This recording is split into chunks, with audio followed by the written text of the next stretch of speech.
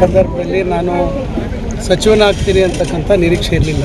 ಆದರೂ ಪಕ್ಷದ ಹೈಕಮಾಂಡ್ ಅವರು ನನ್ನನ್ನು ಗುರುತಿಸಿ ನನಗೆ ಸಚಿವ ಸ್ಥಾನವನ್ನು ಕೊಟ್ಟರು, ಒಳ್ಳೆಯ ಖಾತೆಯನ್ನು ಕೊಟ್ಟರು. 3 ವರ್ಷ ನಾನು ಆ ಇಲಾಖೆಯಲ್ಲಿ ಪ್ರಾಮಾಣಿಕವಾಗಿ ಆ ಇಲಾಖೆಯ ಉನ್ನತಿ ಮತ್ತು ಉನ್ನತ ಶಿಕ್ಷಣದ ಏಳಿಗೆಗೆ ನಾನು ಕೆಲಸ ಮಾಡಿದ್ದೇನೆ.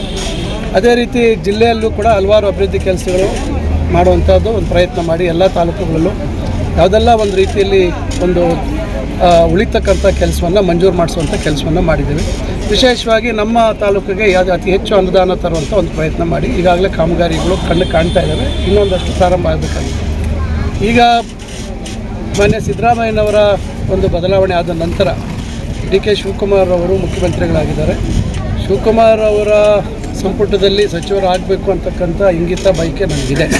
ನಾನು ಅದನ್ನು ವರಿಷ್ಠರ ಹತ್ರ ಹೋಗಿ ಅವರನ್ನು ವಿನಂತಿ ಮಾಡಿದ್ದೇನೆ. ಆದರೆ ತಾವೇ ನೋಡ್ತಾ ಇದ್ದೀರಾ, ಭಾಳ ಹೆಚ್ಚು ಒತ್ತಡಗಳಿದ್ದಾವೆ. ಹೆಚ್ಚಿನ ಸಂಖ್ಯೆಯಲ್ಲಿ ಶಾಸಕರು ಇವತ್ತು 136 ಜನ ನಮ್ಮ ಪಕ್ಷದಲ್ಲಿ ಗೆದ್ದಿರೋದ್ರಿಂದ ಎಲ್ರಿಗೂ ಈ ಕಡೆ ಒಂದು 1.25 ವರ್ಷ ಏನು ಅವಧಿ ಉಳಿದಿದೆ, ನಾವು ಮಂತ್ರಿಗಳಾಗಬೇಕು ಅಂತಕ್ಕಂಥ ಬಯಕೆ ಭಾಳಷ್ಟು ಜನ ವ್ಯಕ್ತಪಡಿಸ್ತಾ ಇದ್ದಾರೆ. ಭಾಳ ಪೈಪೋಟಿ ನಡೀತಾ ಇದೆ. ಯಾರಿಗೆ ಇನ್ನೂ ಅಂತಿಮವಾಗಿ ಚರ್ಚೆಗಳಾಗಿಲ್ಲ. ಅಂತಿಮವಾಗಿ ರಾಹುಲ್ ಗಾಂಧಿ ಅವರು ಮತ್ತು ಮಾನ್ಯ ಅಧ್ಯಕ್ಷರಾಗಿರ್ತಕ್ಕಂಥ ಮಲ್ಲಿಕಾರ್ಜುನ್ ಖರ್ಗೆ ಸಾಹೇಬರ ಸಮ್ಮುಖದಲ್ಲಿ ಚರ್ಚೆ ಆಗಬೇಕು. ಪಾರ್ಲಿಮೆಂಟ್ ಅಧಿವೇಶನ ನಡೀತಾ ಇರೋದ್ರಿಂದ ಅಲ್ಲಿ ಭಾಳಷ್ಟು ಗಂಭೀರವಾದಂಥ ವಿಷಯಗಳು ವಿಚಾರ ಭಾಳ ದೊಡ್ಡ ಮಟ್ಟದಲ್ಲಿ ಅದರ ಬಗ್ಗೆ ವಾದ ವಿವಾದಗಳು ನಡೀತಾ ಇರೋದ್ರಿಂದ ಇದು ವಿಳಂಬ ಆಗ್ತಾಯಿದೆ. ನೋಡೋಣ, ವರಿಷ್ಠರು ಏನು ತೀರ್ಮಾನ ಮಾಡ್ತಾರೆ. ಅವರು ಅವಕಾಶ ಕೊಟ್ಟರೆ ಸಚಿವರಾಗಿ ಮತ್ತೆ ಅವಕಾಶ ಕೊಟ್ಟರೆ ಮತ್ತೆ ಮುಂದುವರಿತೀವಿ. ಅವಕಾಶ ಕೊಡಲಿಲ್ಲ ಅಂದರೆ ಕ್ಷೇತ್ರದಲ್ಲಿ ಭಾಳಷ್ಟು ಅಭಿವೃದ್ಧಿ ಕೆಲಸಗಳನ್ನು ಪ್ರಾರಂಭ ಮಾಡಿದ್ದೀವಿ. ಅದು ತ್ವರಿತವಾಗಿ ಪೂರ್ಣ ಆಗುವಂಥದ್ದಕ್ಕೆ, ಉತ್ತಮ ಗುಣಮಟ್ಟದಲ್ಲಿ ಕೂಡಿ ಆಗುವಂಥದ್ದಕ್ಕೆ ನಾನು ನನ್ನ ಸಮಯವನ್ನು ವ್ಯರ್ಥ ಮಾಡ್ತೀನಿ, ಅದಕ್ಕೆ ವಿನಿಯೋಗಿಸ್ತೇನೆ. ವರಿಷ್ಠರು ಮಾತಾಡೋಕ್ಕೆ ದೆಲ್ಲಿಗೆ ಹೋಗಿ ಬಂದಿದ್ದೀನಿ, ಇಲ್ಲ ಅಂತ ಹೇಳೋದಿಲ್ಲ. ಈಗ ನಾನು ಮತ್ತೆ ಹೋಗಿಲ್ಲಲ್ಲ, ಭಾಳ ಜನ ದೆಲ್ಲಿಯಲ್ಲಿ ಮುಖ ಮೂಡಿದ್ದಾರೆ. ಈಗ ನಾನು ಆ ಪರಿಸ್ಥಿತಿಗಳು ನನಗೆ ಅರ್ಥ ಆಗಿದೆ. ಅಲ್ಲಿ ಯಾವ ರೀತಿ ಪರಿಸ್ಥಿತಿ ಇದೆ.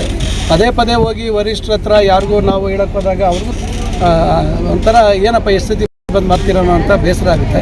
ಅವ್ರಿಗೆ ಬೇಸರ ಮಾಡಬಾರ್ದು. ನಮ್ಮ ಅಹವಾಲನ್ನು ಅವ್ರ ಮುಂದೆ ಇಟ್ಟಿದ್ದೀವಿ. ಈಗ ಅಂತಿಮ ಸುತ್ತಿನ ಮಾತುಕತೆ ಹೈಕಮಾಂಡ್ನ ಮಟ್ಟದಲ್ಲಿ, ವರಿಷ್ಠರ ಮಟ್ಟದಲ್ಲಿ ಆಗಬೇಕಾಗಿರೋದು ಬಾಕಿ ಇರೋ ಒಂದು ಕಾರಣದಿಂದ ಪದೇ ಪದೇ ಹೇಳುವಂಥ ಅವಶ್ಯಕತೆ ಇಲ್ಲ ಅಂತ ನಾನು ಮತ್ತೆ ದೆಹಲಿಗೆ ಹೋಗಿಲ್ಲ. ಆದರೆ ಅವರು